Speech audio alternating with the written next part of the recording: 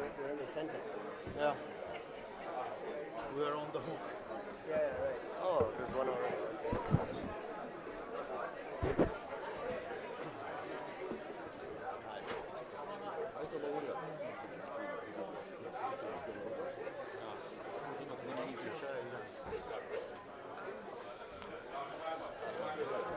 А, вот этот вот, который вчера выступал. Я его так, я вчера зашел на площадь, как раз когда он сейчас говорит. Ну, великий человек.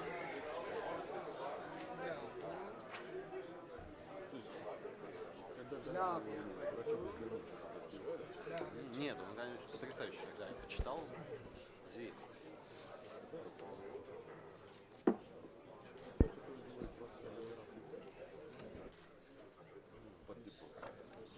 Good afternoon. Thank you very much for being with us on a Sunday. We are very grateful that you're willing to invest 2 precious hours of your Sunday for this exciting and important topic. My name is Pierre Gurjan. I'm European of Armenian descent. I've had the pleasure and the honor to be involved in thinking about Armenians' future and helping to develop a number of projects for the last 20 years. I'm in Europe the president of the Free University of Brussels and a board member of a number of industrial companies in Belgium. Today we are privileged to have a distinguished set of panelists. They are important contributors to the future of Armenia.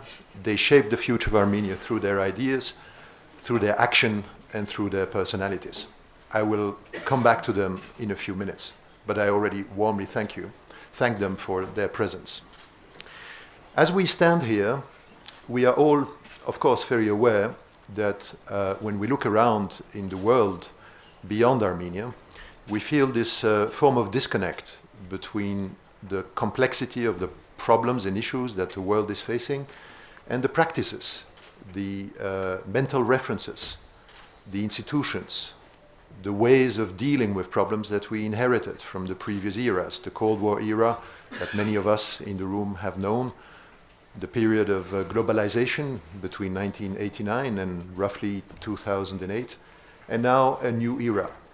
And at this particular point, with the tectonic forces that we are experiencing, the tectonic forces of inequality, migration, the conflicts, environmental tensions, technological disruptions, and these new shapes, bewildering shapes of international geopolitical conflicts. Now today we are here to talk about Armenia. Armenia against this canvas of worldwide problems. And I do believe that the debates, the dialogue that we have about Armenia are relevant, are really relevant for the rest of the world. They're relevant because Armenia is a small nation, and small nations face choices, probably face more complex choices than bigger nations.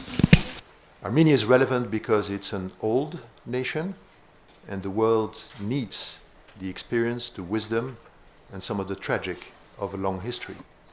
Armenia has a tragic history, and the world needs to know how suffering can inform the future, and as is exemplified by the Aurora Forum, how suffering can be transformed into gratitude. And then, of course, Armenia is highly relevant by the peaceful political transition that it has achieved.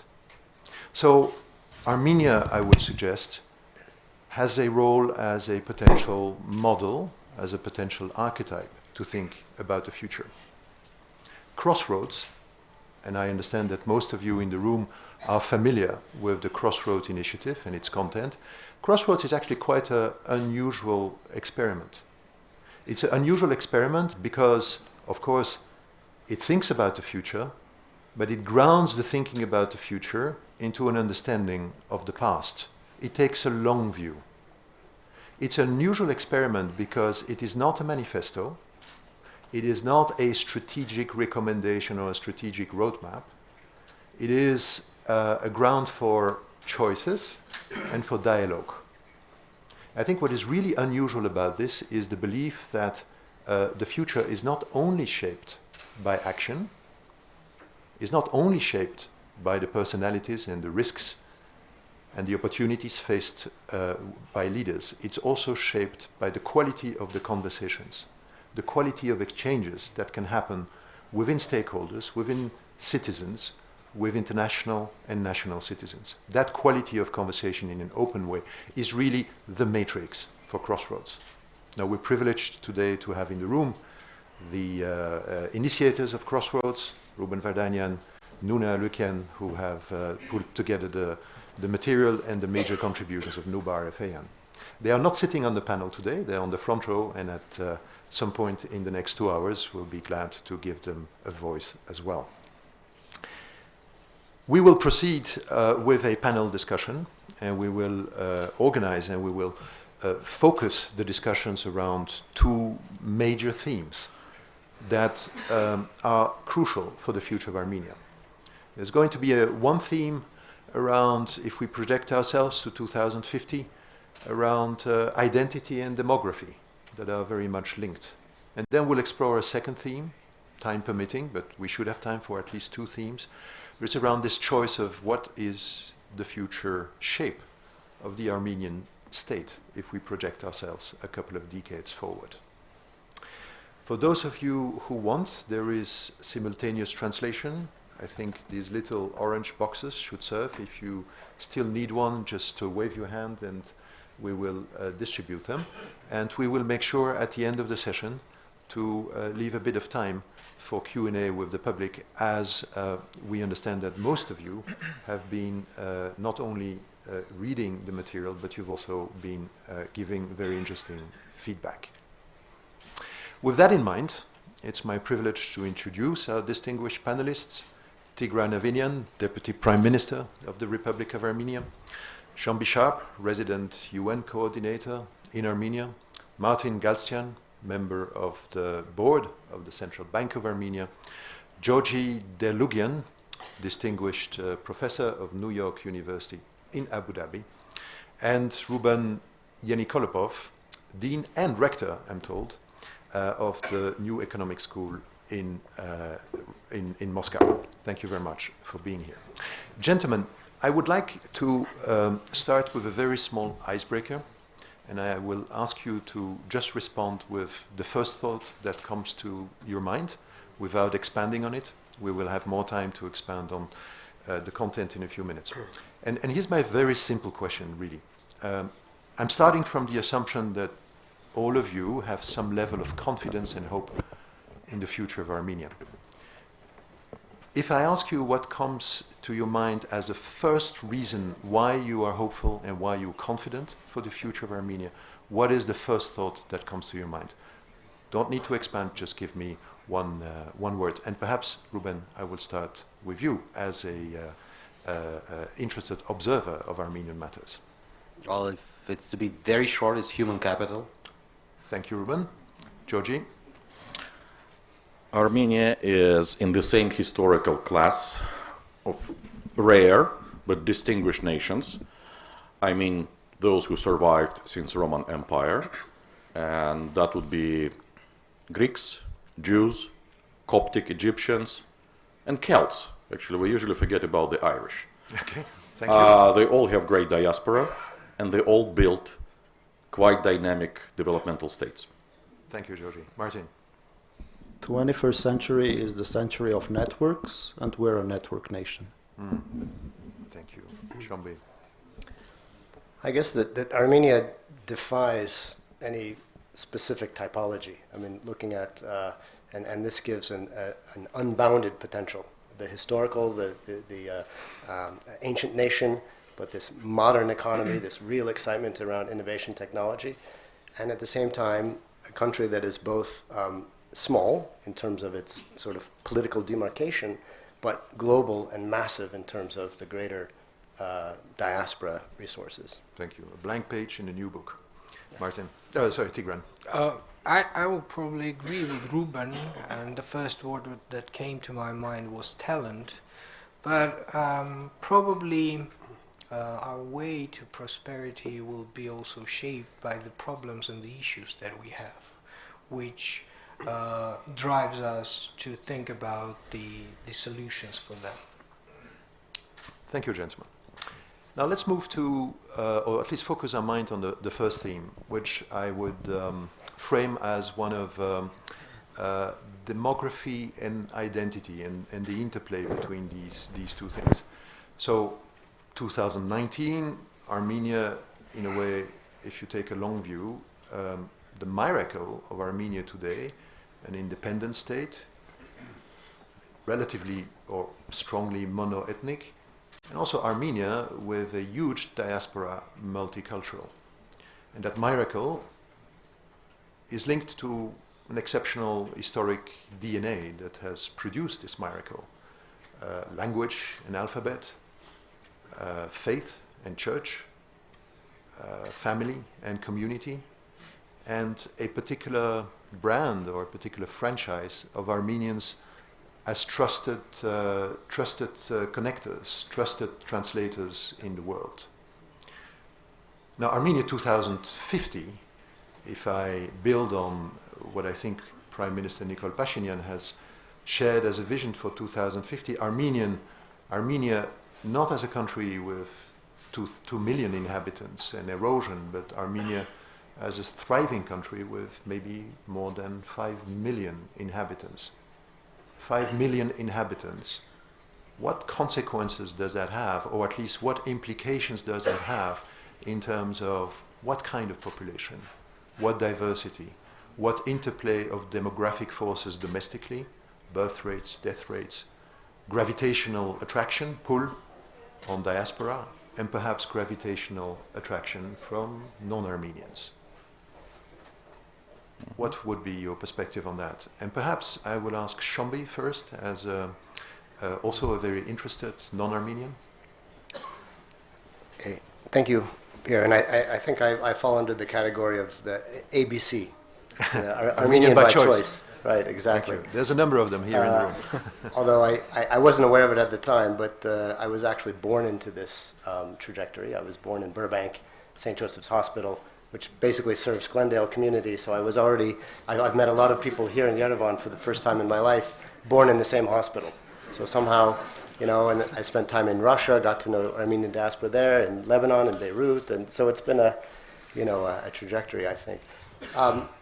First of all, I would say that I would probably start with a little bit more the how do you get there in terms of this demographic target. And I think it's very important to have target sets, to be ambitious and to generate excitement and focus. But definitely demographics is, as we know, the single most difficult development challenge. It's not something that you can influence as directly with sort of one single policy.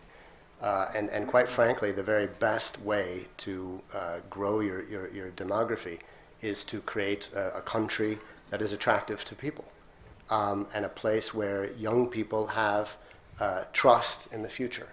So it's all of these, and the Deputy Prime Minister is leading work on a demographic sort of working group council, and we're the UN, we're very pleased to be a part of that. So we're really stressing that it's all of these other things that create a strong, vibrant country.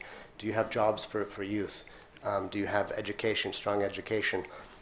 Also, do youth see a place for themselves, not just in Yerevan, but outside this geographic focus? And I think that's where a lot of the work, and thanks to Ruben and Hubar and all of the projects that are being undertaken outside of Yerevan are extremely important. I would also highlight the need to focus, invest in women, because this is really a serious issue. Armenia does have a problem, let's say a social problem right now in terms of sex-selective abortions.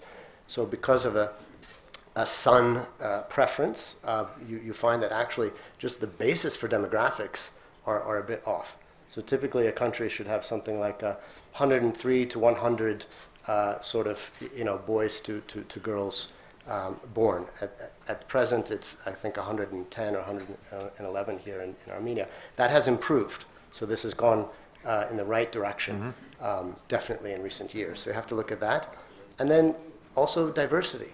the ambitious economic goals of the country, of the government, and outlined in the Crossroads paper, this implies that, and you mentioned Armenia as a relatively sort of, let's say, ethnic homogenous country. This implies opening up to a lot of different people to drive tech sector, to drive agriculture, to drive all of these things. So it's a little bit, obviously it's a complex answer, but I would say that it's very important, along with all of the strategic planning, that this is identified as a core challenge, and government is doing that. There's a lot of work being done on that, and to identify all of those important policies and aspects that create a supportive environment. And sometimes it's not that exciting, it's just simply, do you have family-friendly policies? Do families have access to kindergarten that is open early enough that they can drop a kid off, go to work, and late enough to pick them up? Things like that. You put all of this together in a big picture, and then I think you've got really the strong foundation for population growth. Thank you, Shambi. Martin, you're a very astute observer and actor in Armenia. How are you looking at this point? And perhaps I would emphasize as a question this notion of attractiveness. So, if I may, let me first thank probably Nuna, Ruben, and Nubar for their manuscript. I think it was very brave of them to put their ideas on the line for this broad type of discussion. I was probably one of the first who read the Russian version of the manuscript, and then we talked, and then I very much appreciate what you said at the beginning. It's a merger of ideas, it's a coercion and then collapse of ideas, which will bring kind of a new thinking and new reality to the world, and I very much appreciate what they did. Concerning the question of Armenia being attractive, I think in a 21st century, when the world is completely globalized and then the only constant is the change, I think there is no way that you can either coerce or seduce people to live and stay somewhere. The only thing possible to do to bring more people to Armenia, and then if we talk about 5 million, that's definitely about it, bringing more and more diversity into the country. It's about vision, sharing the same purpose and sharing the same vision for the Armenia, which will be in 10, 20 years from now. That's the first, probably, and then translating that vision into reality. That's probably a very difficult thing to do, and enormous efforts. But I think there is no other way that you can bring so many people to the country and then ask them to stay with you in this journey with unknown outcome.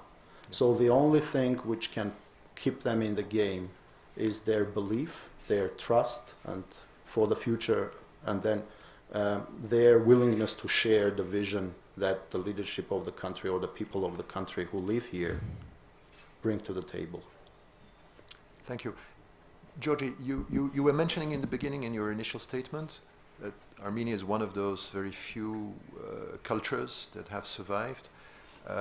What's your view on this specific demographic and identity challenge then going forward? It's frightening because the previous 2,000 or 3,000 years stopped working just in the life of previous generation.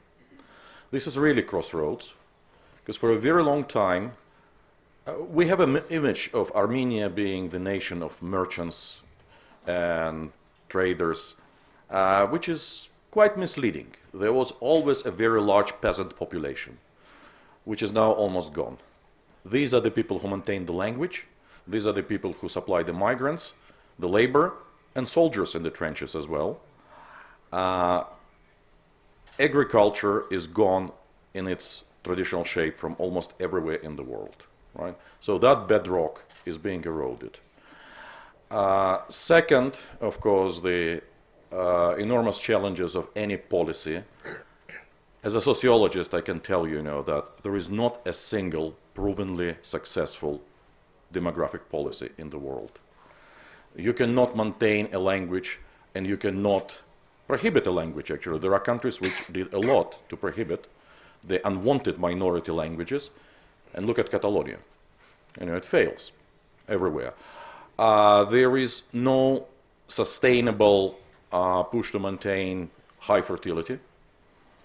You also know, of course, there are countries which, dictatorships usually, which banned abortion, which forced women, to compete in presenting more children to the Führer or Duce.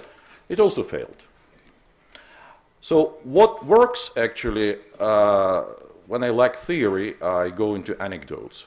Since childhood, I always kept an aquarium or fish tank. An aquarium? Yes.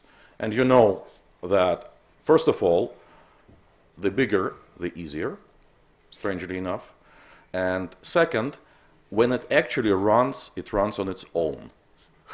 So you have to create certain conditions when certain bacteria will be eating, the waste from your fish, when it's self-healing. So what we can do and we need to discuss is how to create those conditions, and it would be really piecemeal. I don't think it's very productive to speak about general policy, but exactly, this book gives us a very good opportunity to discuss, for instance, is it realistic to bring people permanently, like peasants used to be, to stay in the country, or they might come for a period in their life. For instance, send their children for education in Armenia. Medical tourism, come for a part of their career, or, I'm talking to richer diasporas in America and in Russia, come for retirement. It's a wonderful place to retire. So we have to think inventively about, and without any coercion in mind. It just doesn't work. Thank you, Georgi. I will continue with you, Ruben, and I will give Tigran some more time to think. What's your view on that? It's hard to be fourth one because by now everyone has started, already mentioned the main points, but I think the point that Armenia, to maintain this nation and make it grow on the horizon of next 40, 50 years, openness becomes the main thing, becoming open and attractive, because as everyone was already mentioning, by now all the negative constraints that were previously worked for thousands and hundreds of years lately of building national identity because of the threat, because of awful memories, etc., it will probably not work in the future. Exactly because because of economic changes and how economy is changing, world becomes much more mobile and interconnected.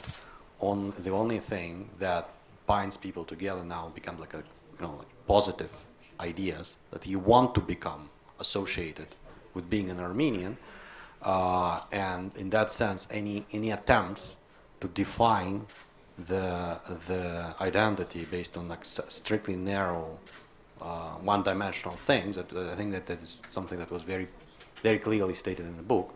Is that if you try to, as it used to be the case, to define it by religion only, by language only, by living in Armenia only, will not work and will not help us to achieve this goal.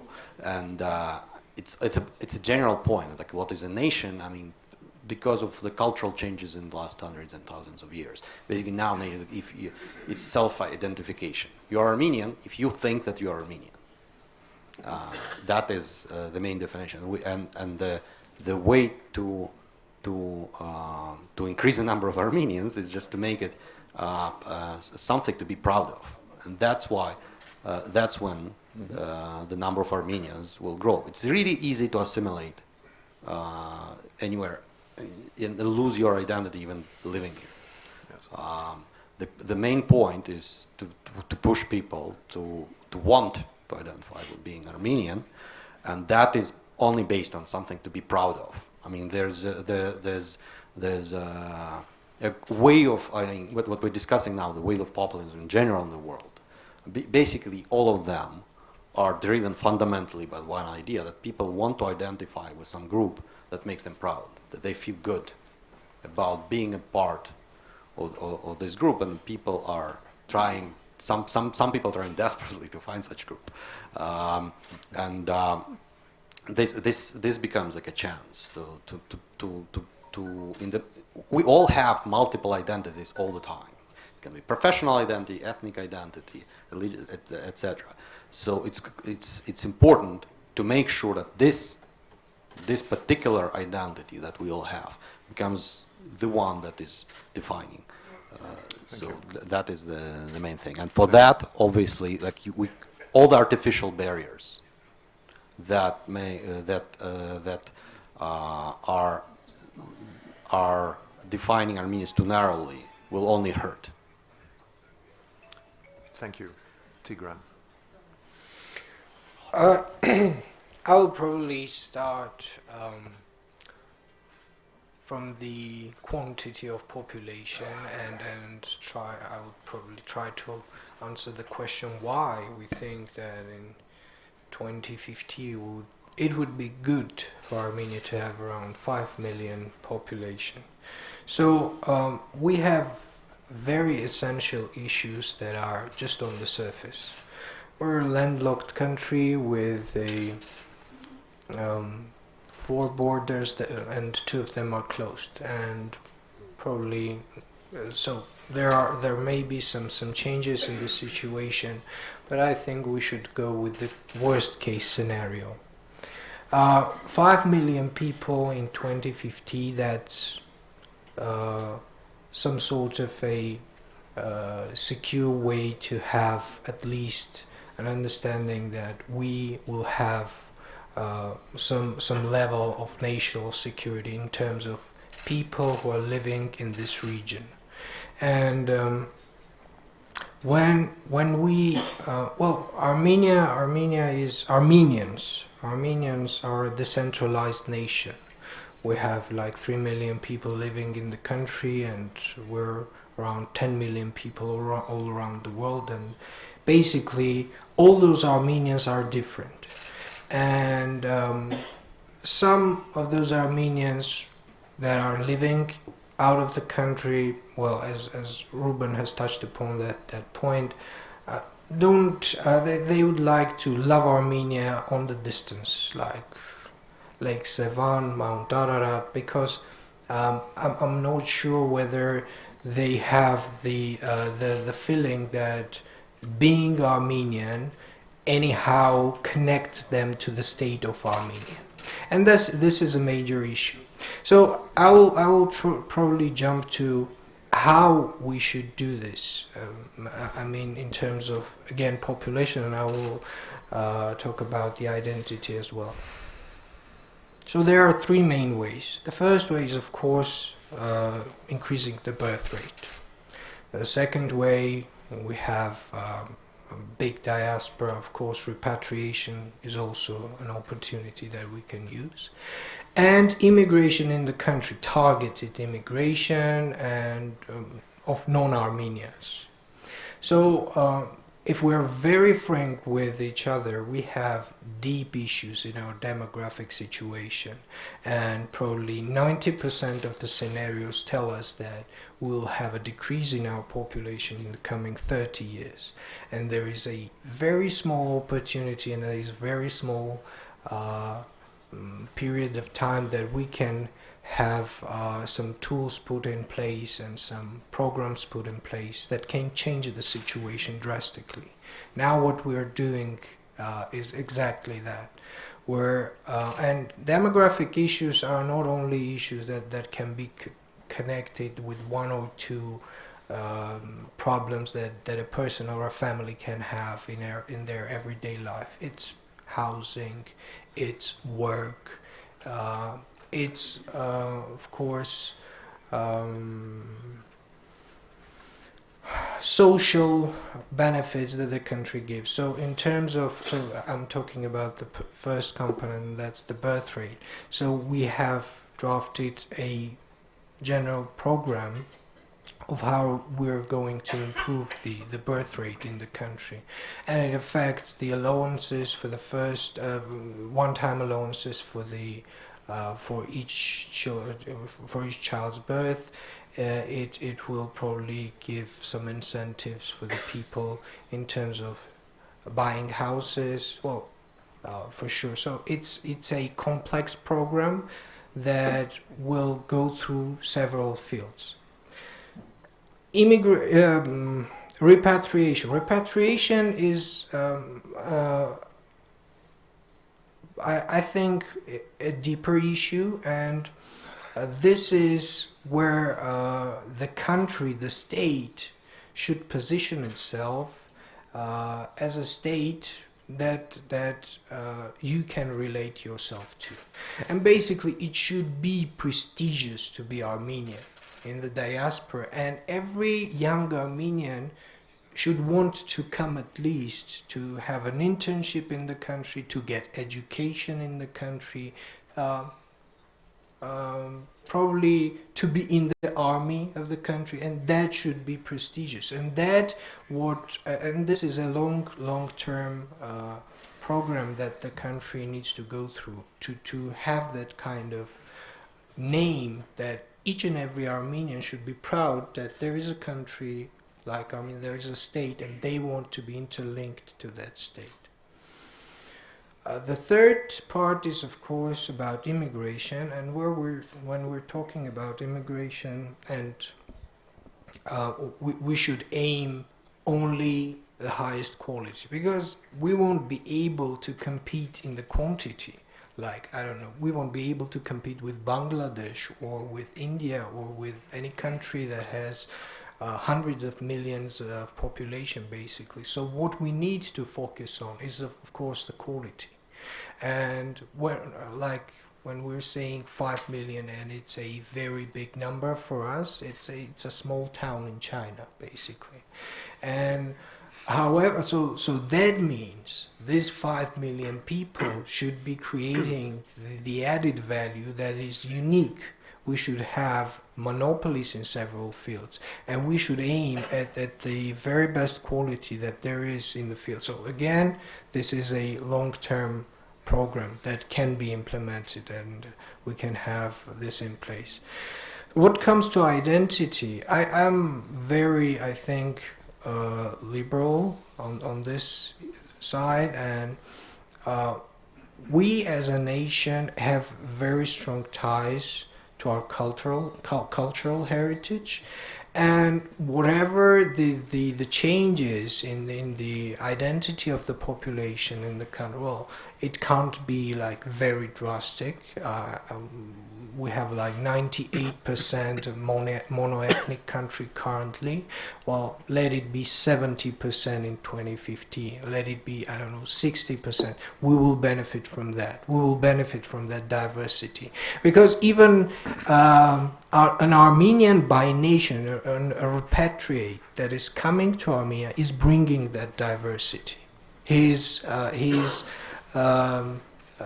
or she is a bearer of a completely different culture, because he or she has been raised in another country. So I think these are the three main ways that we should go. Thank you, Tigran. Your point about scale is, of course, interesting.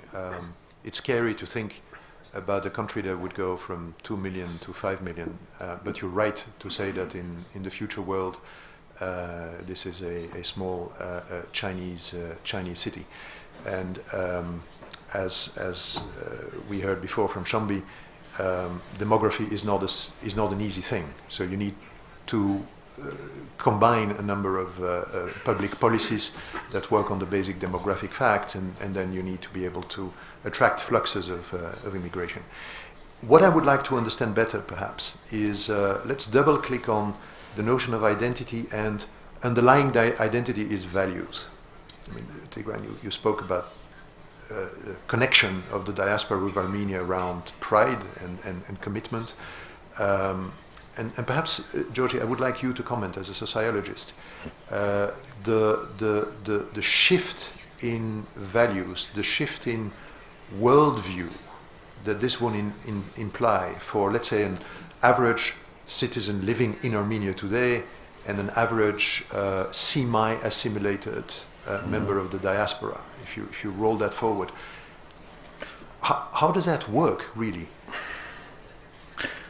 Let me sound a contrarian for a while, because you realize I'm a sociologist, I'm not an economist, and therefore optimism is not part of my job description necessarily. Nations disappear, especially today. They disappear. You know that currently about one language disappears every 3 days in the world. I'm not sure we are going to preserve everything we consider to be Armenian identity, or that it's actually even necessary for that. I don't think, you know, as I already mentioned, you know, that there are very many policies, because it's like a tree growing. You can try to push it in some direction. And I'm quite skeptical about globalization in this, you know. So many people think, you know, that everything is becoming bigger, faster. I think we are coming to the moment when things are about to change.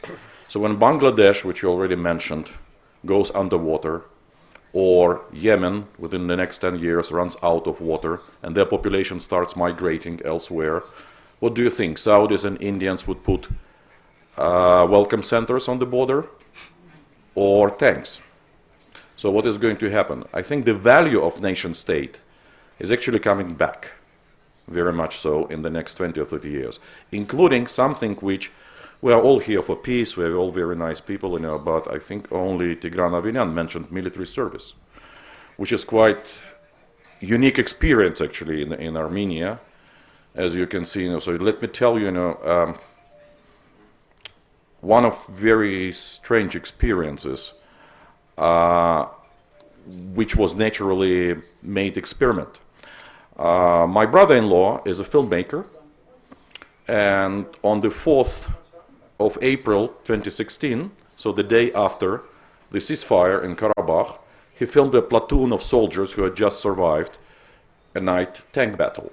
It was very peaceful, birds chirping, you know, so it's beautiful, very peaceful morning in the trenches. And he just shows the faces of the soldiers, you know, one after another. It's online, you can see it, you know, it's quite easy. It's only 1 minute and 23 seconds. I forwarded it to a few friends of mine who are not Armenian at all, who are in the West. And then from, of all the places, you know, the headquarters of United Nations, an old friend of mine calls it, you know, I have this Austrian girl who is very, very nice, and she's not married, and how could she? So I began getting calls from unmarried Western women, asking me, so I told them, look, they're 19-year-old, first of all. And then I started thinking, what is this? You know, women go nuts, you know, seeing, you know, these kids in the trenches. So there is some kind of life-threatening experience and a very strong identity which is exuding, you know, from them. So there is something which is going to be reaffirmed in the coming decades. I am not sure that those borders which Tigran mentioned, you know, will be reopened. I don't see a way. So this is part of the reality. And this is, by the way, as I know from my own research, is part of very policy-changing reality. Because if you ask me what's the difference between South Korea and the Philippines, or between Singapore and, say, Bangladesh, I will tell you, you know, that there are enemy guns put to the head of their governments, right? You know, what about Israel? What about Ireland? So I think, let me shut up here, you know, so I think, you know, that we overrate globalization, we overrate friendship among the peoples, but identity is actually coming back as part of stronger states. We have to think what stronger state might mean in the 21st century, and for this, for giving us the opportunity. Thank you, the authors.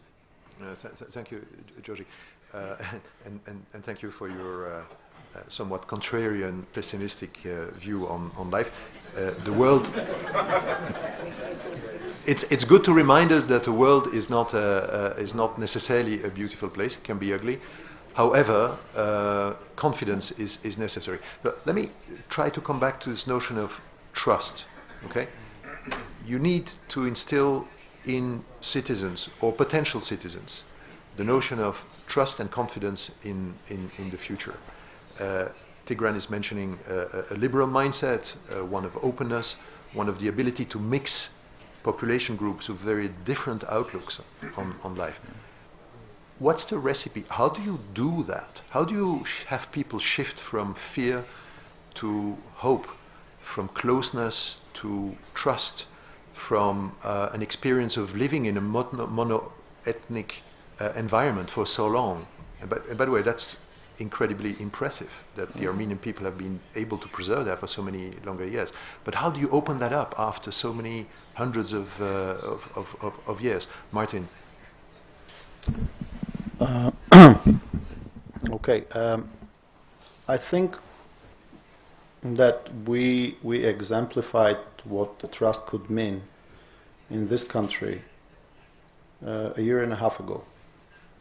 So we did something that probably nobody believed in. We ourselves didn't believe that this could happen so fast, and that for me the mere importance of this change was about the cultural change. So the trust was pouring in the streets of Yerevan. So this common sense of building future with our own hands was in the air, and I think that that was something that probably to me was very, very important. How do you build trust? That's probably a billion-dollar question, because looking at the companies who are the best in the world, you feel that they are successful because in those companies people are not coerced, or it's not a carrot and stick thing. The best companies in the world, they share the trust among people who work there. So projecting that to the nation would be much more difficult than a mere company itself. But I think it will take time for us to come into terms with ourselves. And then I think when the Prime Minister talks about this economic revolution, the message is somehow misperceived, because when I hear different commentators, they talk about numbers. I think numbers matter, but not as much as the trust itself. Because what happened in politics, we need to translate it into economics. And then if everybody thinks that they can do whatever they want and the sky is the limit, and the government is there just to support them, that would be the huge mindset change.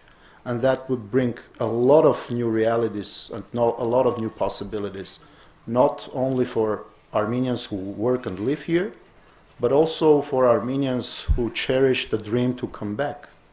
And that is kind of a unique thing that will give them this opportunity of a lifetime. Thinking a bit positively than what Georgi said, I think... You're an economist. I'm an economist, yeah.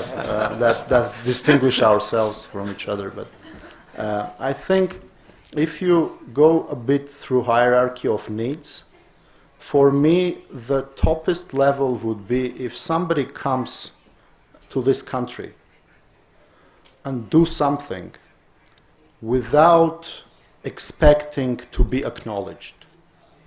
If you do something for your nation, putting yourself on the line, risking your reputation, risking your whatever, not risking your integrity, that's the most important thing, but risking everything else, putting yourself on the line and trying to change without expecting that anybody could acknowledge you or tell that you are a great guy, what kind of change you bring. That would be another cultural change which I see a possibility for now. So there are multiple dimensions to it, but I think the world is much more diverse now. And then to ask people to come and live here, to spend some of their lifetime, as Tigran said, internships, studies, family time, whatever, to come and somehow connect them to this reality. It's asking a lot from them. And for that, we need to be open, we need to be receiving, and we need to be giving. Yeah, thank you, Martin. Tigran, you started with numbers. And indeed, if you think about quantitative implications of going from 2 to 5, if you run the math, it can be scary. But that doesn't mean it's not possible. So it's the qualitative story around what's the story behind this that will make people move. Shambi, we were discussing just before the panel, and you were telling me this anecdote of your first few days in the country. You lived through this historic shift, which is indeed opening a new chapter. How are you looking at this change in necessary evolution in trust, in mentality? Sure, well, absolutely. I sort of, I'm not quite sure how I timed it so well. I mean, as they say, life is about timing. I arrived at about the same time that excuse me, Nikol Pashinyan was marching from Gyumri. So I had just the last chance to kind of acquaint with the previous structures and government and mood, let's say.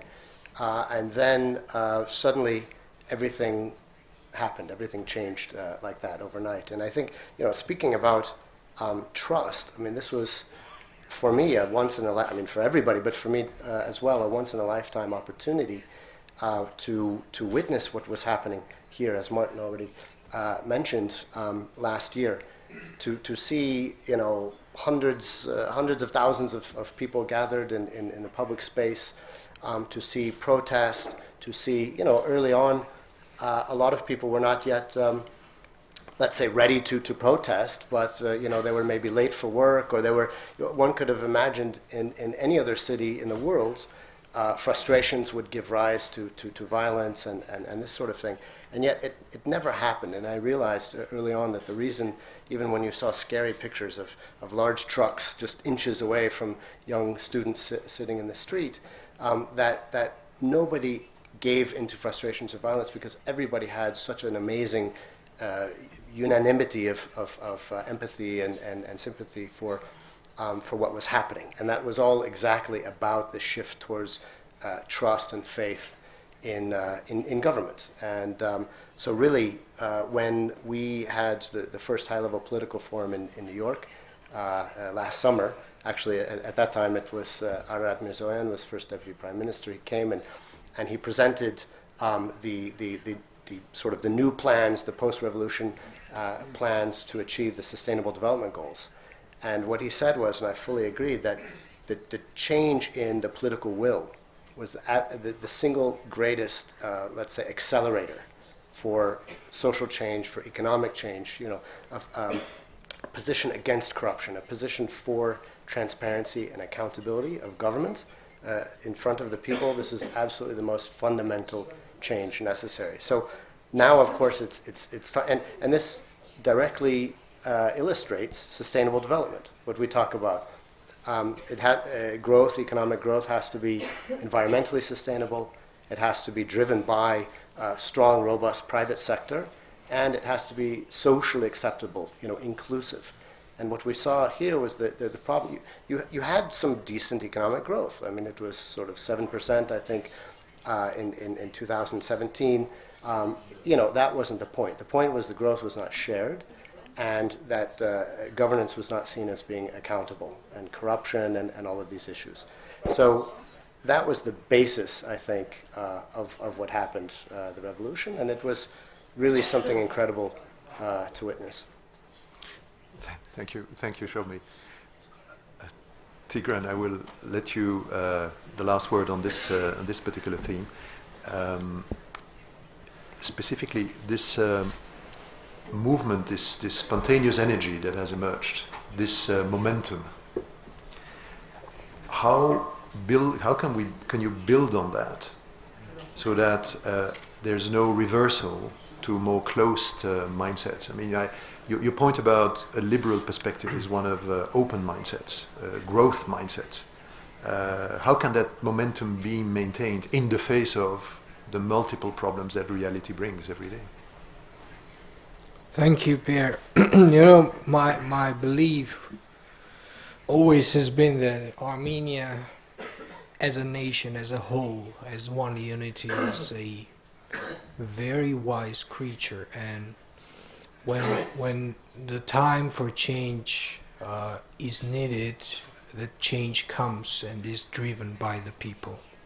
And the whole process of the revolution was that kind of a process where Armenia as a nation, Armenians as a nation, understood that the time has come for the deep and structural changes in the politics. But I would like to touch upon a little bit about trust in general.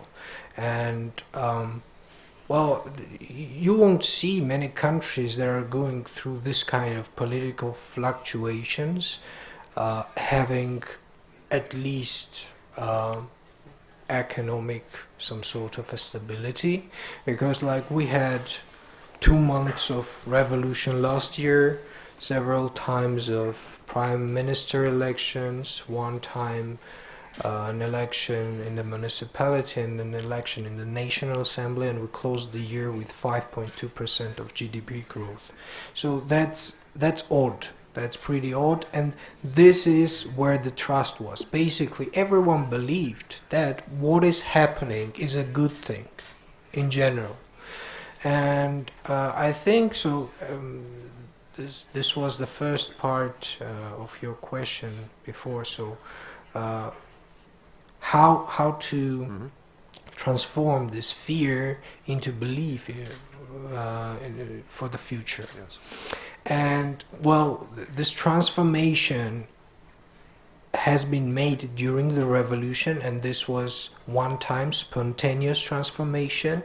Now we need to put this on a more institutional basis. So this trust is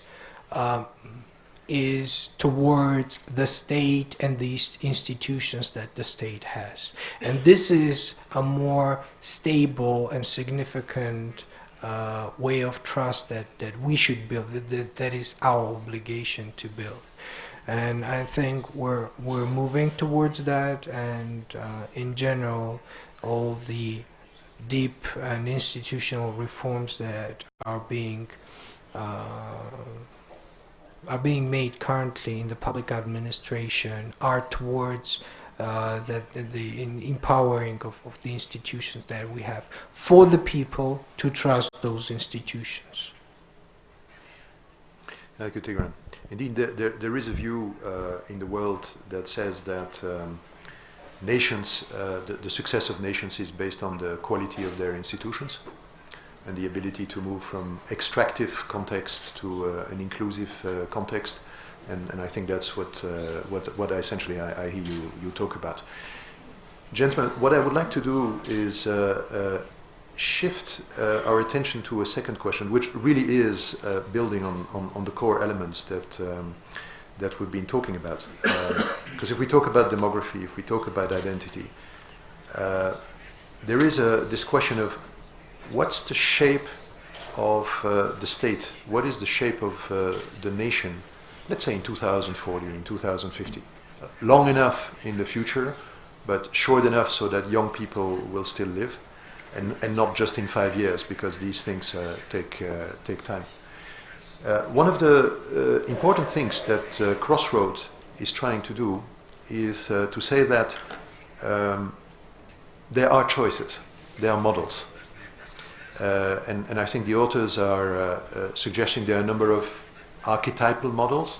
What I mean by archetypal is it's not a black and white choice, but it's a concentration of things that is coherent. And they say really Armenia has one of 3 choices to make, and I would love to discuss that. And I should say these are real choices. This is not. If I interpret the spirit of the authors well, this is not just saying there's only one model and then let's pretend there are a couple of other models, but they are so unattractive that we shouldn't even talk about. I mean, these are real models. And I think they're just saying a small state like Armenia has 3 potentially sustainable models. One is what they call a capsule. The other one is the model of being a member of a periphery of something bigger. And then the third one is a hub. Without trying to belabor that point, but let me just mention that it's interesting and I speak under the control of the authors, that in Armenian history, Armenians have lived through some of these alternative models. I understand if you look at the Armenian community in Jerusalem, for many centuries it has lived in a capsule. If you look, of course, at Armenian Republic under Soviet times, it was a periphery of a big metropole, and one could argue it has not thrived that badly under that peripheral regime. And Armenia or Armenians in the 16th and 17th centuries, the new Julfa community, Armenians were at the center of a global nation in the trade. So Armenians have known these different models.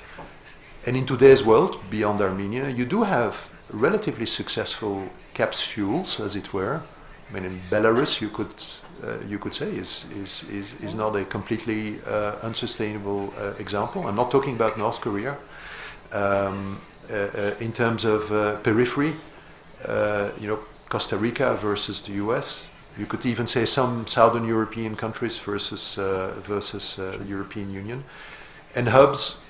We always talk about Singapore, successful. We can talk about Dubai, successful but vulnerable, as the crisis of 2008 has shown, and as geopolitical tensions today exemplify. And then, as an unfortunate counterexample of how hubs can be vulnerable, is Lebanon. It used to be the Switzerland of the Middle East and has completely imploded. Mm-hmm. So, in your mind, if we would try to define some aspirational model for the future of Armenia, given the demographic forces or aspiration that we're talking about, what would be an interesting model, and how do you create the first steps to go there? And I'm going to start with you, Ruben, again as a neighbor of Armenia. As mentioned in the book, they are all sustainable models, but the differential attractiveness of them is actually changing with the changing global environment and global economics. So a lot of it actually will depend on how it evolves, because we kind of see what's going on recently, but there are some pessimistic views from sociologists of how it can actually evolve and collapse, because as of now, actually, globalization is increasing, despite the numbers are a bit misleading. And if you look at the trade, there is some recent issues that trade globalization is going down. Actually, there are other studies show that actually it's wrong. Globalization is still increasing. It's just increasing in services mostly, not in goods. So that people forget about this. And that the movement of ideas becomes the services are essentially what's a product of human capital, becomes now the major part of international trade. If you measure it properly, the problem is that it's very hard to measure. That's the main issue. And if that is the trend that is going on, some of these models become doubtful if you can actually survive with a enclosed capsule for a while. Yes, the problem of sustainability of these models becomes an issue, and empires, you can be a part of a small empire, like a periphery of a small empire, and then you completely depend on how an empire survives, as is evidenced by Armenia and Soviet Union. It was collapse of Soviet Union was enormous blow. It was much hard. It was a huge blow for Russia. It was a higher blow for Armenia. So that's a very dangerous path. In short term, it's also not entirely clear which periphery of which empire Armenia should be, because there are several options. So in terms of sustainability, the model that was described in the book as a hub model looks like it's probably the most attractive. The problem is that it's also the hardest to understand how to build, because other options are simple. It's clear how to the strategy. The hub model is like aquarium of Georgi. has to be, you put the right environment and then it leaves it on itself. But that is the main issue. You don't know what is the right environment. There are no simple solutions. And when we talk about simple solutions, we always have in mind that there is a kind of we always also associate these steps with the state, that the government should do some legal, whatever, like laws, and everything will be great again. The problem is that we see that the successful development of such models, especially hub model, like network models, depends on a gentle balance, and that, I think that the balance is the key word between the state and civil society and society in general. So in that sense, I mean, I think the absolutely great book was just recently published by another great Armenian, Daruna Acemoglu, The Narrow Corridor, and this is a book that I highly recommend everyone to read, because this is goes to this essence of this question that for many of these models, especially for this model particularly, the hub model, the key is to have this gentle balance between the state that is strong enough to sustain this model, but not strong enough to suffocate the initiative in the civil society, etc. And that becomes the main issue to develop this hub model. That I actually think, and I guess like that's a point of the authors as well, as probably the most attractive option, at least in the long run. Okay, so narrow corridor, big aquarium, and the right balance for the state in terms of the role it plays. I see you nod, Martin. No, I can't agree more. I think what Daron says and what Ruben mentioned, there is this thin line on the edge, and one of the biggest issues for the current state is not to fall from the cliff on one side or the other. So you shouldn't be coercing community in a way that the community is not producing what it should produce. But at the same time, you should be viable enough to protect against the dangers of the world, so community can do what it's called to do. So that's the calling of the state. And then when you were talking about different models where Armenians lived, Jerusalem and then New Julfan, the only difference I think with the current reality is, like, thanks God, we have a vibrant, viable state in place. So we have Republic of Armenia for 28 years, and that's, you call it miracle at the beginning, but it was, I think, it's not only miracle, but it was like effort of many generations of Armenians which came to reality in late 1980s with the struggle of people. One thing that I also like to mention, we had this experiment also when we have been a periphery. And then at that time, we tried to bring and integrate Armenians who were living in diaspora in Middle Eastern communities of Armenia. And we completely failed. We put those people down, and I think Armenian state never even apologized for that. So we brought these Lebanese people, and then Syrian Armenians, and then Egyptian Armenians, and Greeks, and so on. So they came to live in this country, Sorbonne educated, citizens of the world, and they came to live here and do something meaningful, but the state was so much coercive, and the system was such a bad that these people were never even allowed to get out of the country after that. And after that type of experiment, which somehow sits in the memories of generations to come, probably we need, as a state, to apologize first before trying to experiment it further. And then, second thing is that I think I'll go with the hub model as well because it's the most attractive. But at the same time, we need to understand that hub is mostly about this balance between hard power and soft power. So there we need a soft power to tell the world that we're open, to let the world know and the Armenians know that we're welcoming, but at the same time they should realize that we're strong enough to protect them if they're here. That's what I think. This notion of balance, finding the right equilibrium, the state, protection, welcoming new communities without losing one's sense of identity.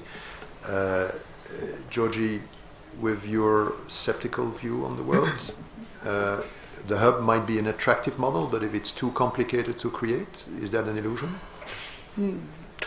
Well, we came to that terrible moment when everybody agrees, like at the Communist Party meeting.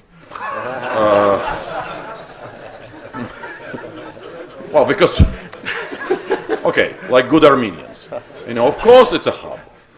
What else? Capsules were possible in agrarian society, when you had basically a caste system. And there was a trading quarter for Armenians or Jews or Chinese, somewhere, and then, or Lombardian Italians, in some medieval town. It's just no longer possible. Because when, it's actually a very good question which you raised before without probably thinking about it. How many Armenians? Thank you. How many Armenians are there in the world?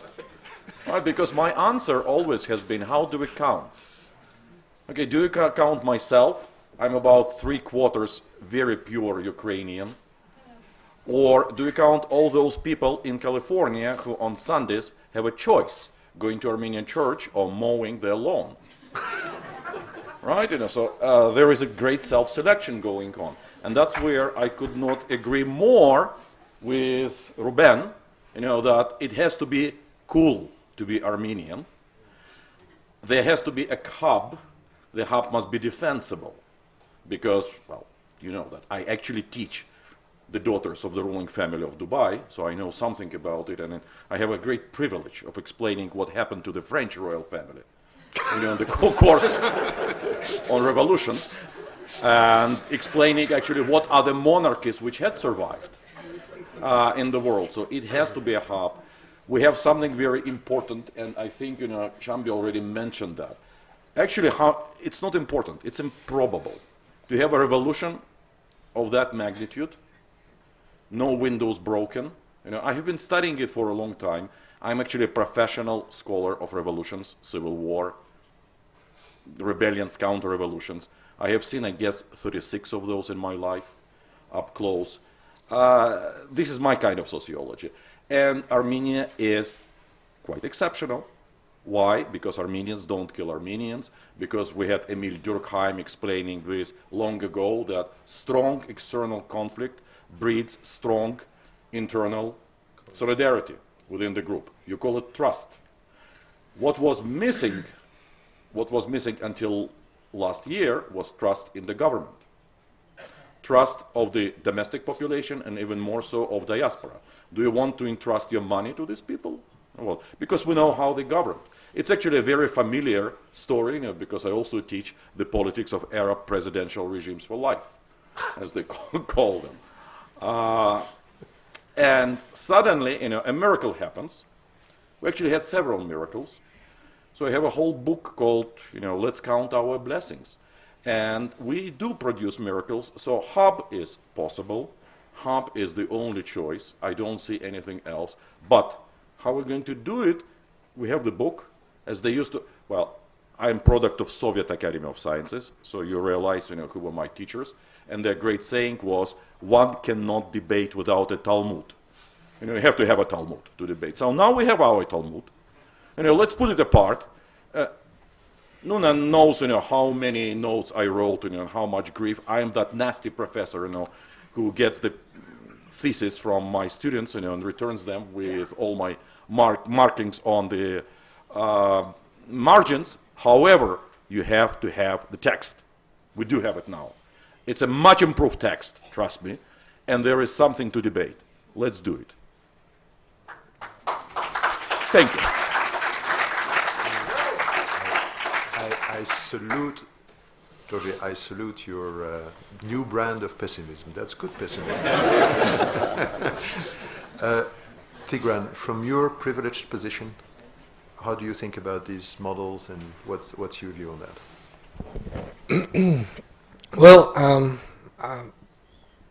whatever I can tell from the view and perspective of the government, because sometimes we can have our ideas and our vision, but in general things don't always go the way that we think it should go. And what I have understood during this short period of time is that you need to be way flexible in what you want. And specifically when we think about the economic models of the country, you need to understand the everyday changes. They really disrupt and change the whole environment, and currently the acceleration and the pace of those changes will absolutely change your plans and your vision even in the coming 10 or 20 or 30 years. And as long as we take this period of time, as flexible you need to be.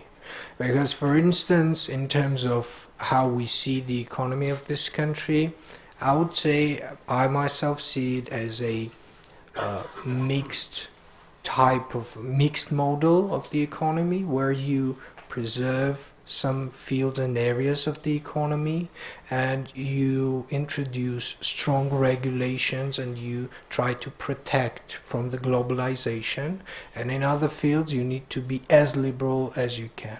And specifically when we think about the specific fields like ICT, we were having like 27-28% of growth for the last 7 to 8 years in this sector. But if you look into the very micro details of that, we're still in the process of outsourcing our services, which, as we all know, is not the best thing to do in the information technologies field. So here we need a serious intervention of the government as well. We need funding coming from the government for R&Ds for sure, because if you look, for instance, if we consider iPhone and we look in the very essence of what iPhone is, so all the major things have been funded by the government. All the major technologies like internet, like GPS, like touch screen, these are fields, these are like things that have had come to life through the funding of the US government. And basically there are some fields where we need to invest seriously and we need to intervene seriously. There are fields where the government need to even disrupt the market and bring new technologies. If like it sees that the current area, for instance, that is construction, is still in the stagnation that it was 5 years ago, it needs to introduce new technologies and it needs to disrupt the market a bit, and that would be our approach.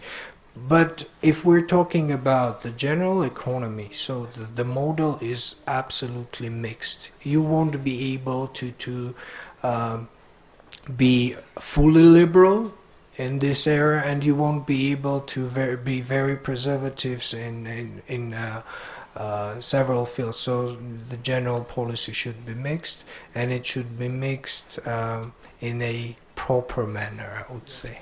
So I understand what you say, and in a way it builds on the notion of balance. So it balances. So we've got a lot of things to do. We don't really know what is going to happen in a few years, but we need to do things that are in any event good, and it needs to be a good balance, a good mix, and we need to be to use a word that is in fashion now. We need to be agile. Okay, and that's a very pragmatic view. However, if I may. This reminds me of a debate that I used to have a lot with my clients when I was a consultant.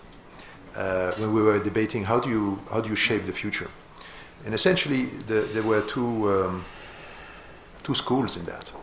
One, which I think Tigran you're emphasizing, and it's a very legitimate school that says you build a future every day, and it's by the accumulation of good things that you do every day that eventually you create something, and then when you look back, you say, wow. We created something great. We didn't really know it in advance, but we did exactly what was right at that moment. There's a different school, which is equally legitimate, which says the future is something that you first need to anticipate, and then you work back to the present, and you're future-centric rather than present push. You need to be future-pull. And that gets us not so much in terms of strategy, but in terms of vision. And I think this notion of models is a way of constructing a vision and maybe a compass of how to go to. So Tigran, if I may come back to you, because you, in a way, you escaped the question in terms of the model by emphasizing this notion we're doing the right thing. If you would be constructing some view of the future, do these models seem relevant to you, or would you see something else? What I'm telling is that you can build your vision about some certain things, and we have our vision regarding several areas, be it demographics or be it some fields of the economy. But basically what you need to be very flexible. What you know that you will do, you will digitize all the services publicly, there are public services in the coming 5 years. That I know for sure. So what I know is that at some point the central bank will be very nervous about all these crypto assets. Yes, for sure. Not only our central bank, well, they are now, but all the other central banks in the world are already very, very nervous about the crypto developments that are on the field. And basically, this is what you should take under consideration. You need to have a vision. You need to have a clear vision of what you want to have. But you need to be very flexible in adjusting this vision to the realities of our everyday life. If we're talking about the model, and probably I'm probably the person who is less familiar with the model that is called hub. I would say it depends from the area. It depends from the sector that we're talking about.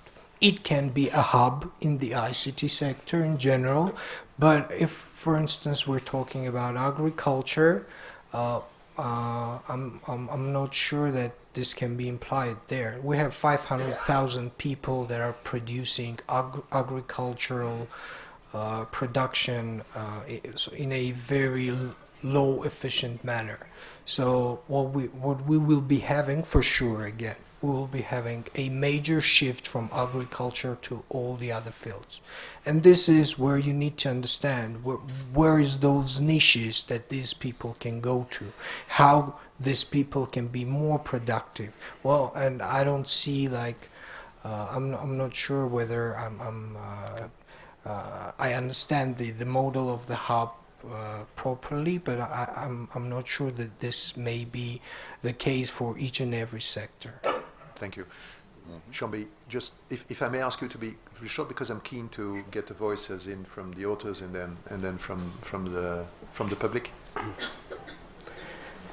So yeah, of course I have to agree with the hub as the most exciting, but I think most realistic. Probably it'd be some sort of amalgamate, a mix of various, but the predominant typology being the hub. And that I'm not sure. Don't recall, was it Vladimir Lenin or was it John Lennon that said, life is what happens while you're busy planning, But I think this leads to the kind of narrow corridor part, in that I think there's a lot of really great work being done here now in Armenia in terms of creating that vision. Obviously the revolution, this was the big bang that happened, but now translating that political change into the economic change, this is the next task, and I think that the Crossroads, talking about the Talmud, was a fantastic. In fact, when I was reading Crossroads, and I just had this discussion with Dune, I was so confused. When was this written? Because it sort of foretold perfectly what happened in terms of the revolution. So I was really amazed to understand it was fully written before.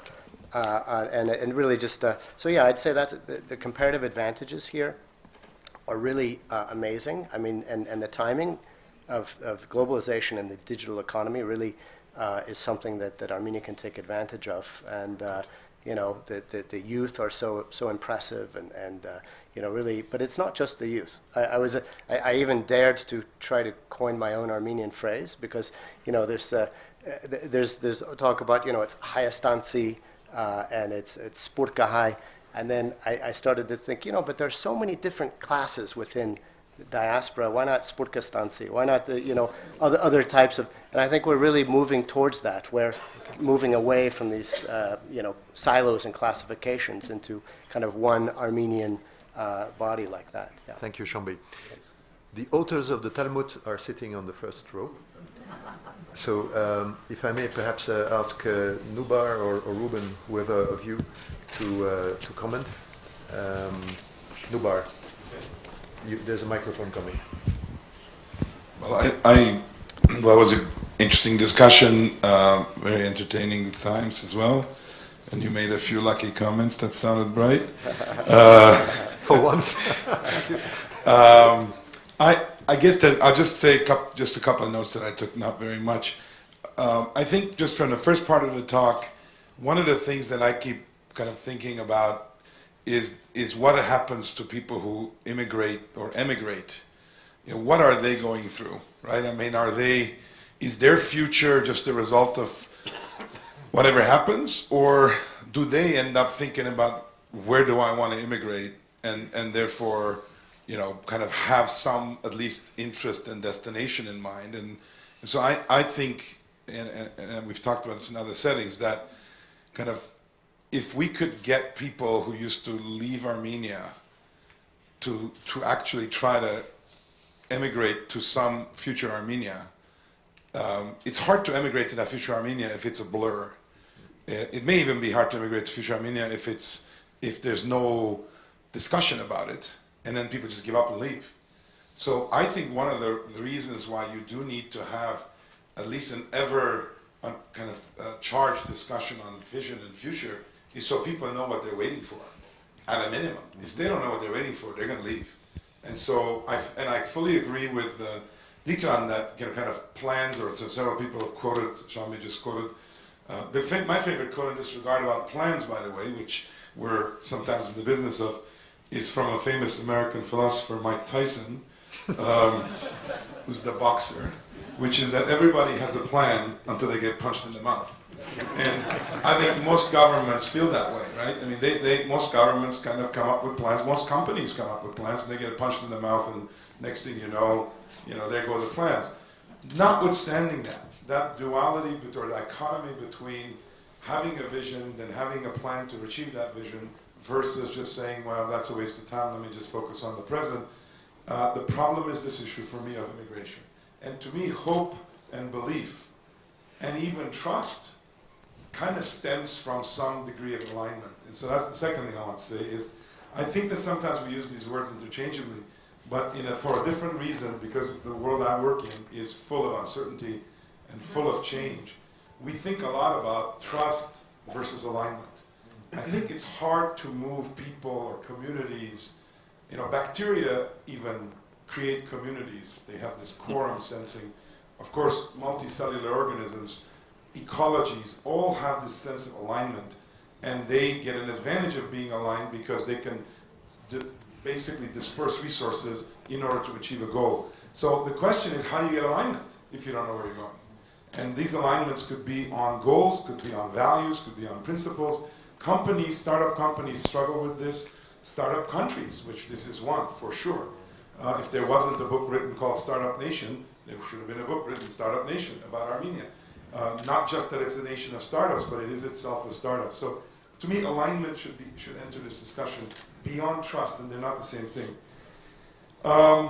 Pierre, I think kind of you made a point that I just wanted to emphasize, which is this notion of, if we can all agree that we are uprooted people. Maybe people in Armenia don't feel as uprooted as those of us in diaspora, but I actually think, at least my family's experience, is that we have a disability in actually dropping roots. You know, my grandparents were in Turkey, my Then they moved to Bulgaria, then they moved to Greece, then they moved to Lebanon, then we moved to Canada, and now I live in the States. That's not being uprooted, that's being unrooted. And if you have a choice, you know what the advantage of being unrooted is? You have a choice where you drop your roots.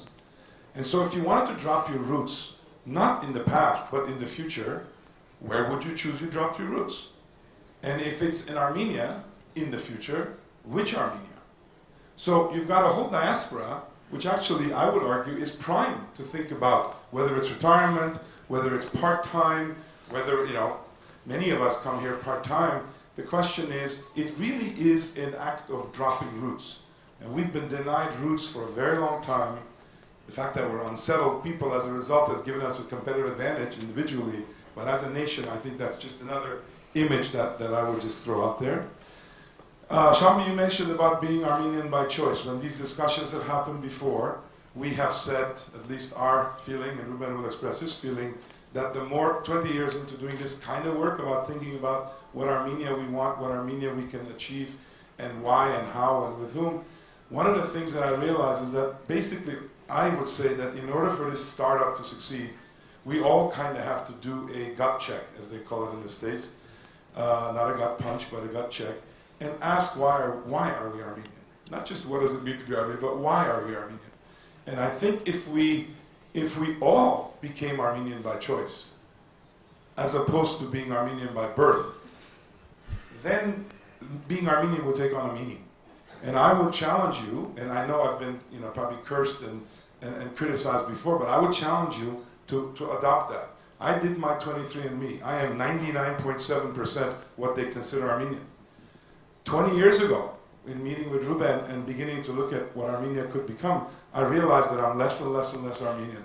I had no notion of what Armenian could be. I had no notion of its biases, its limitations, its homogeneity. And bit by bit by bit, I tried to educate myself. And now I'm willing to stop being Armenian by birth and become Armenian by choice. And the good news is that you don't actually have to be with your DNA Armenian by whatever fraction in order to be Armenian by choice. So it's not just non-Armenians, I would argue, who should be Armenian by choice. I think it's people who want to build the Armenia they want who should be Armenian by choice. And it sounds romantic. It sounds, to be honest, I'm not saying this to be romantic. I'm not saying this, and I think Dikran and the government has to think about what it means from a political standpoint, because these are fighting words at some level, that people are not Armenian unless they're Armenian by choice. That's what I'm saying. And that's offensive.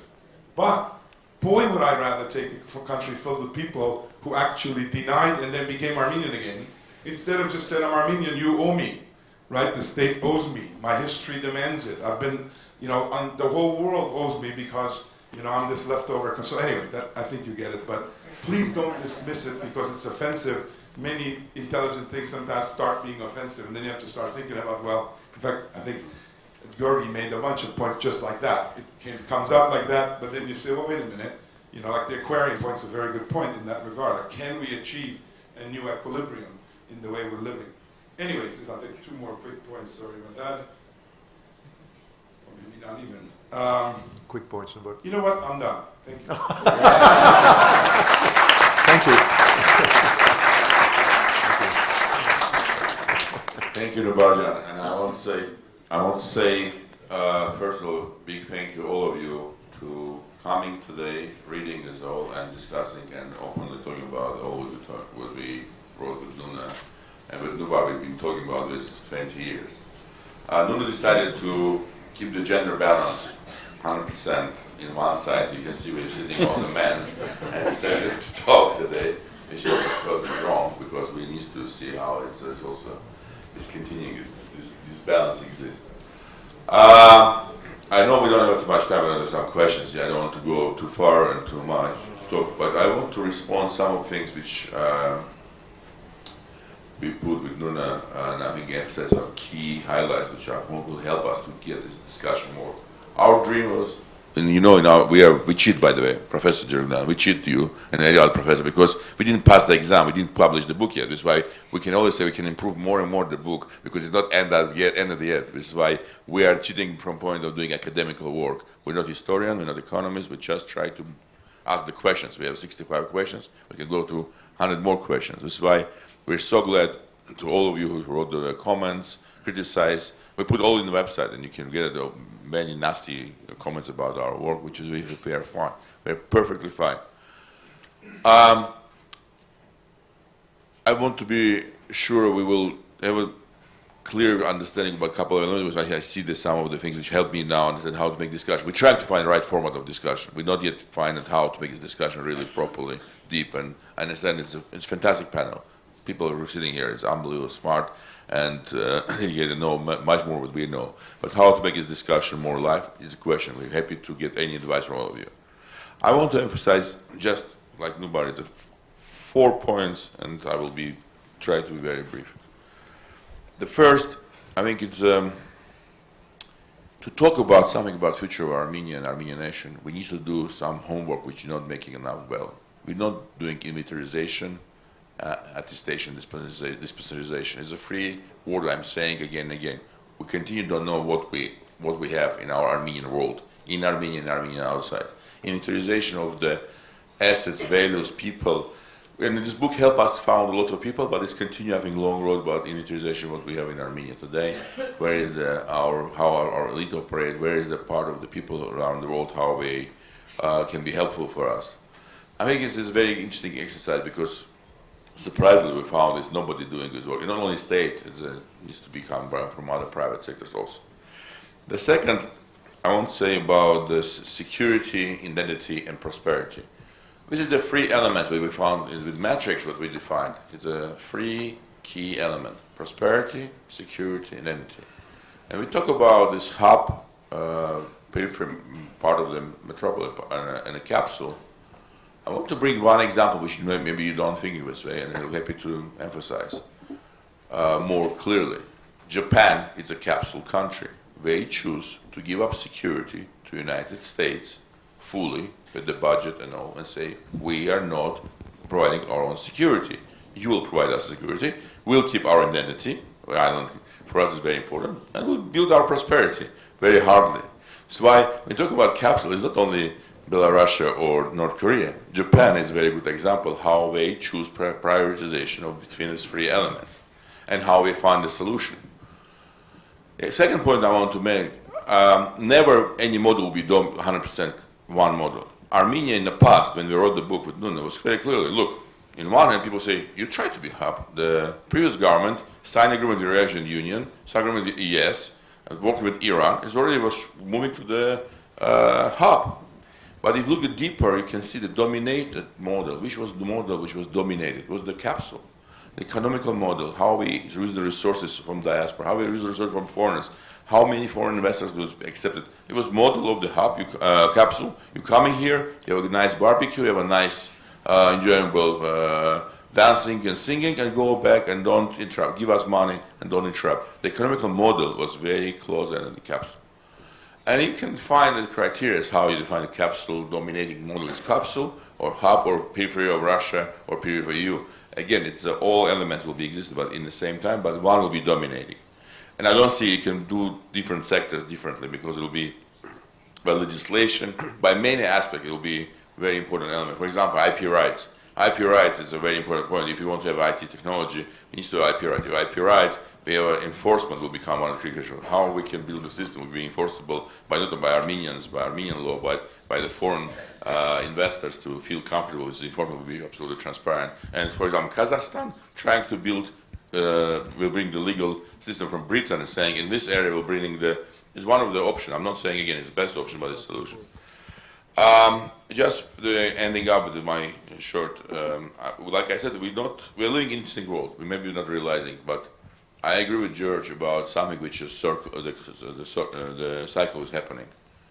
In 1989, when the Berlin Wall fell apart, we thought, okay, the world becoming like unified and global.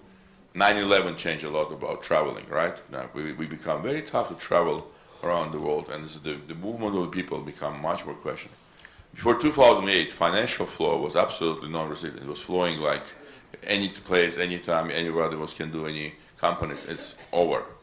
Now we're talking about information, RUNET, our own internet controlling walls, and building the information walls. It's showing the world by cycle going from the open And this window of 20 years only. Now we're going back and trying to build the walls which will not allow people to travel, people not allowed to move the capital, and not allowed to move the information, which is supposed one of the advantage. So I think we're doing an interesting time to consider this very seriously.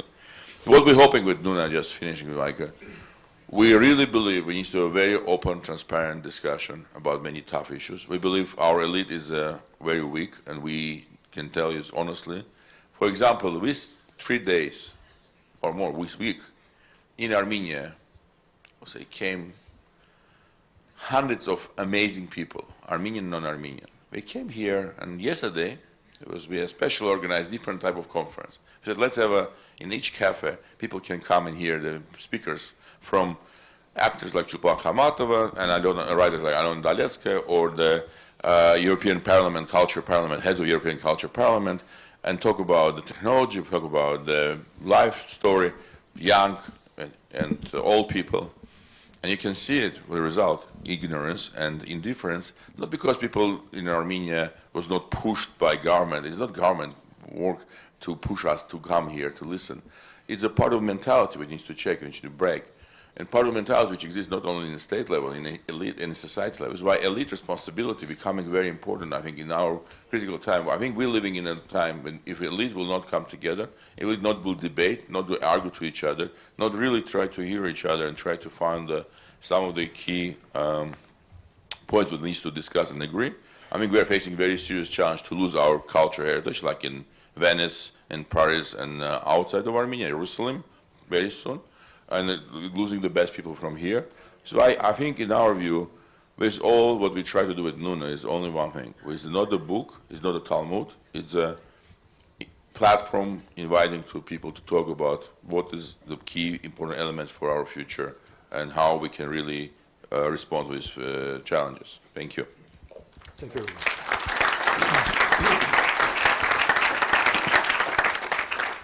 We now have around 10 minutes to engage in a few Q&A, so if you raise your hand, I have somebody there, microphones are going around. Perhaps if you could just briefly say who you are and where you come from.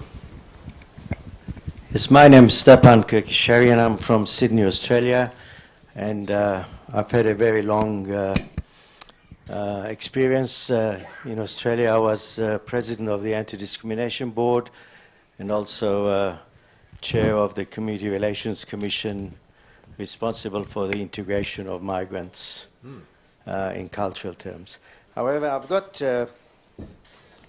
we spoke very proudly about the 3,000 plus years of Armenian history.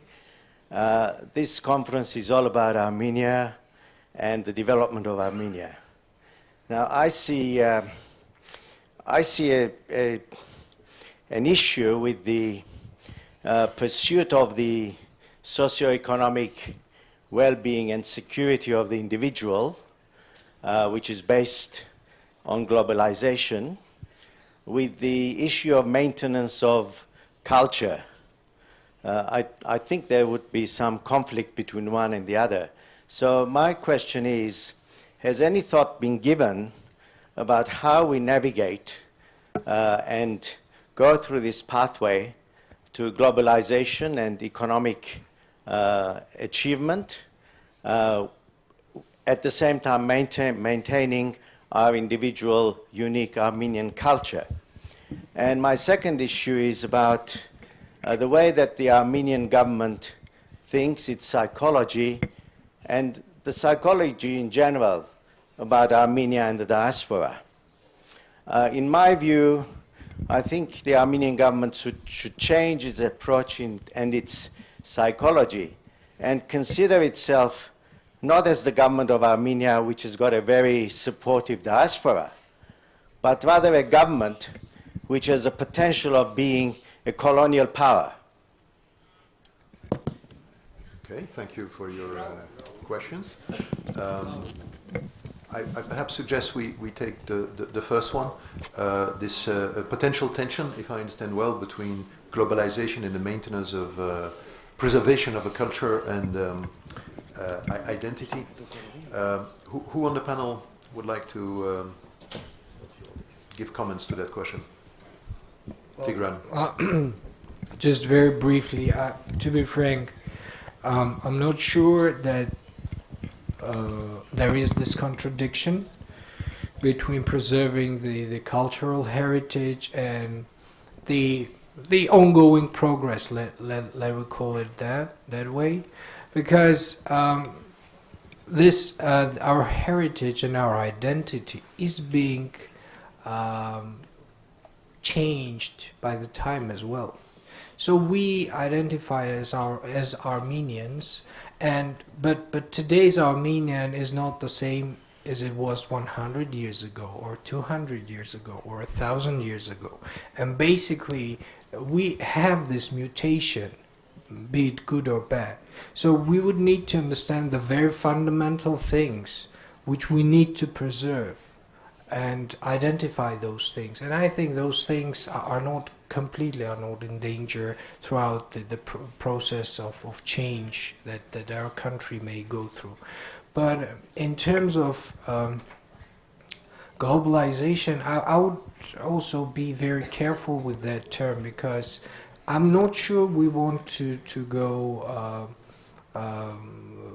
by that path, because whatever we just spoke about, practically again a national country, and in our constitution we have that the Armenian people are the founder of this state, and basically I'm not sure that we want to change that. So we're going to be pretty national country in the future, however adopting all the progress and trying to build a prosperous life for each and every citizen. Basically, all the government's program is built on the inclusive growth model.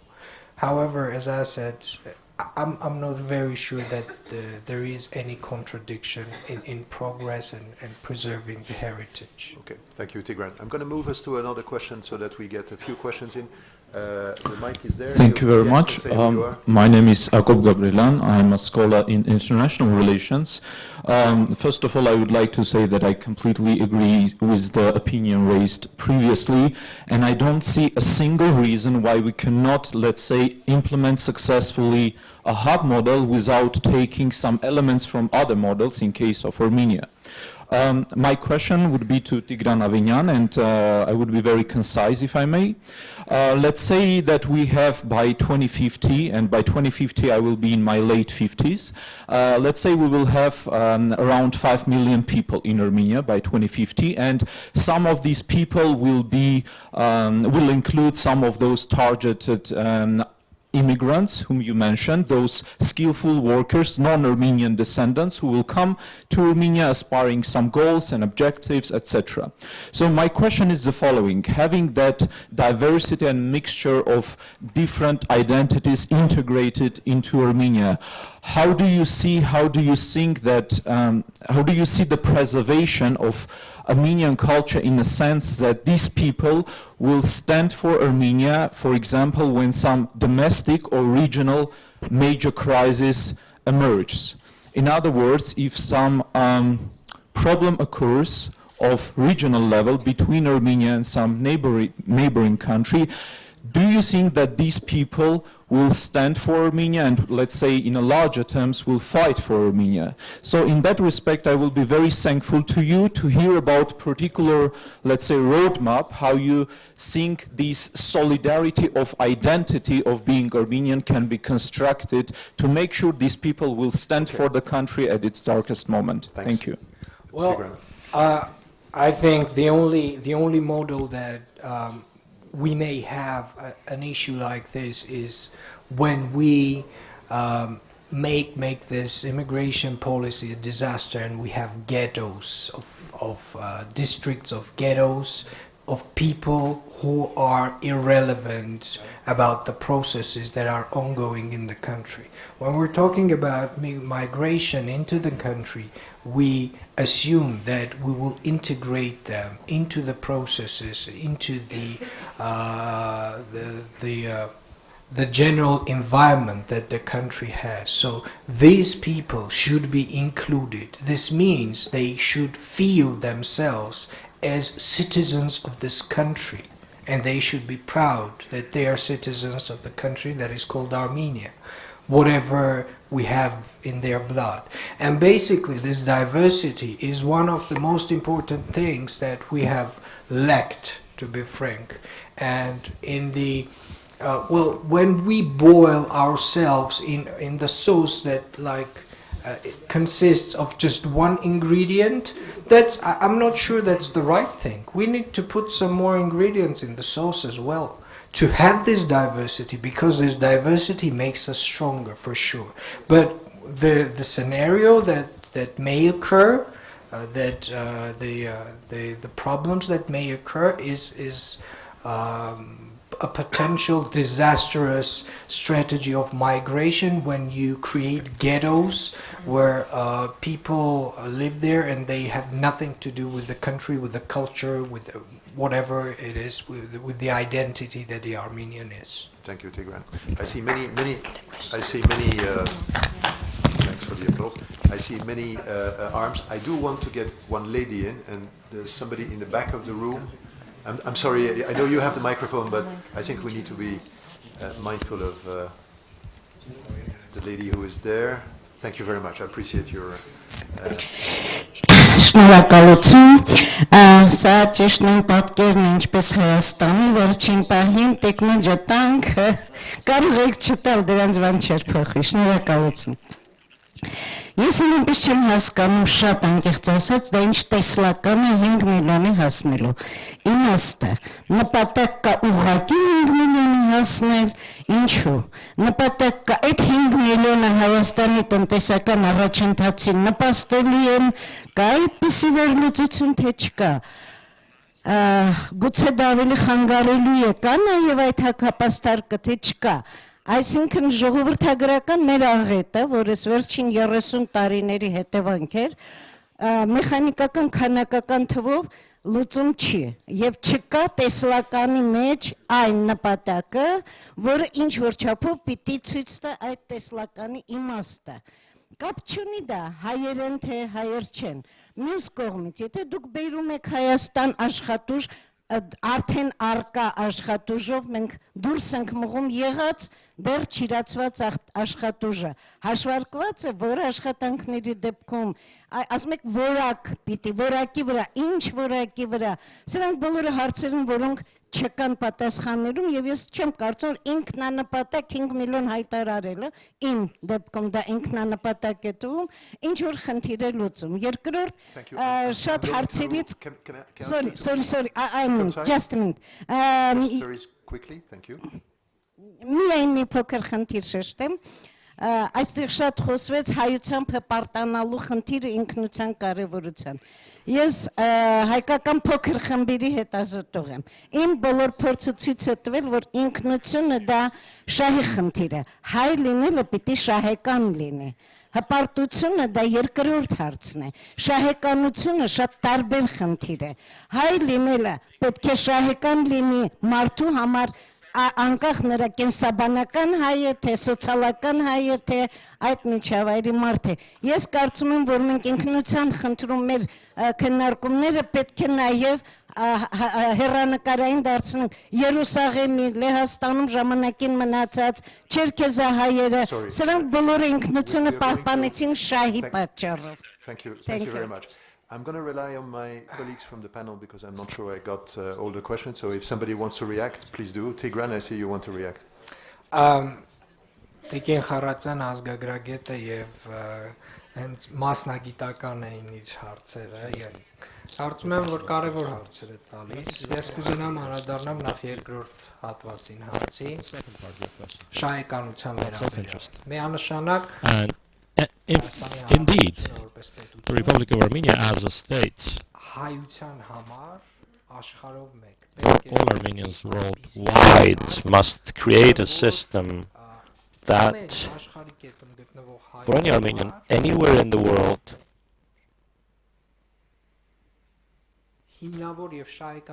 will be fundamental and beneficial to claim Armenianness. But for self-interest, this is only one component. If there's no ideology underneath it, or behind it, or next to it, They cannot move.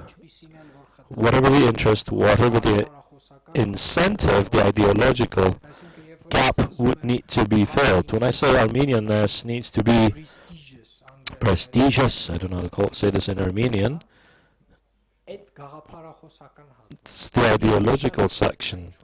Of course, there must be systems and mechanisms in place for being Armenian to be beneficial. But short of this ideological element, what is the Republic of Armenia supposed to do for Armenians anywhere in the world to be proud of having this country that is called Republic of Armenia? It's got to be a strong and powerful country where citizens will live in prosperity, will have health insurance, will get world-class education, and will contribute to economic development of the country. So having had a strong state, it would be the first step, the first stone in the foundation for world Armenians to want to have a nexus with the country. As to your first question, 5 million is not an end in itself. 5 million is a benchmark.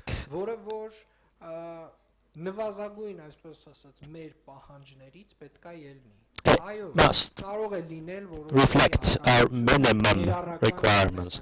There may be some contradiction with the inclusive economy model. There are 3 million of us now, when we say in 30 years there need to be 5 million of us, and that means 2 million extra people. And you've said inclusive economic growth. That means everyone should have prosperity after 30 years. How are you going to do it if you bring 2 million more? The sheer numbers are not sheer numbers. They're truly important benchmarks for our security. Our trend so far has been that we've been leaving the country, and it's posing a major security hazard. I can assure you, we have not yet solved all of our problems. We certainly need the increase in numbers. And yes, there's a contradiction with the inclusive growth model, but we need to strike a fair balance and move forward, because unless we set a grand objective, we will not even achieve mediocre results. Thank you very much, Tigran. I'm going to take one last question, and I'm going to ask a gentleman who I brutally interrupted a few minutes ago. This is really the last question. Thank you. My name is Paul Manouk. I'm from Ireland, Northern Ireland. I regularly come to Armenia. So I'm Armenian from Iraq, originally. And I just want to say thank you to Nobar for the fact that it's by choice, Armenian by choice rather than just by birth. Because you see, I know a lot of people who are by birth, but they have forgotten. So that's one thing which, thanks very much for raising that up. I think we need to talk about it. And the other one, which is Ruben mentioned about society, that ourselves needs to be changed. How to be changed, that's something needs to be discussed further. I think Gorgi has talked a little bit to us on it, but there is something I would like to add and say that this Talmud, I think, mentioned the word Talmud. In the Talmud is a lovely verse which says, righteousness exalts a nation and corruption degrades people.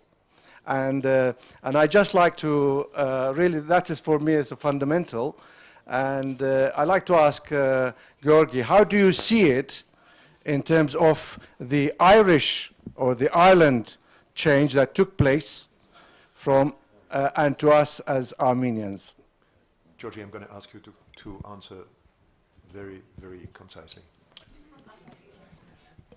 Let me then go back to, well, your origin.